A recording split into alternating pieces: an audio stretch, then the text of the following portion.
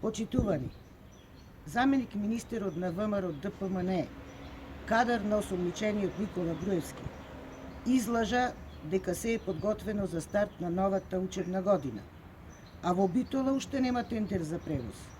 Секој нов училишен ден вади на видели на најмалку по една лага на ВМРО ДПМН во образованието. Распадот на образовниот систем е една од причините зашто младите бегаат од земјата. Криминалот и корупцијата го смести градоначалникот Владе Талески во притвор. Причина беше токму предметот со најскапиот транспорт на ученици во светот. Очигледно ВМРО ДПМН има само две опции за решавање на превозот на ученици во Битола. Или со корупција, или никако. Додека Талевски е во притвор, ВМРО ДПМН бара нова коруптивна сделка за превозот. Сега сакаат да го наметне преку средното техничко училиште Ѓорги Наумов. Спремни се да жртвуваат уште некого во притвор, само за да стават пари в джеп.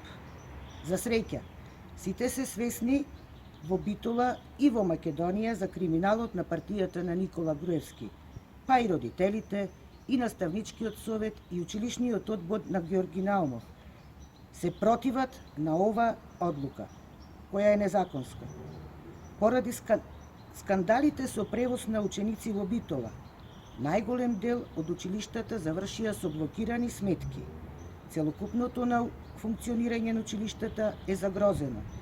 Без превоз се проблематизира и доаѓањето на ученици од подалечните делови. Согласно законските одредби, тендерот за превоз на учениците треба да биде објавен најмалку 50 дена пред почетокот на учебната година.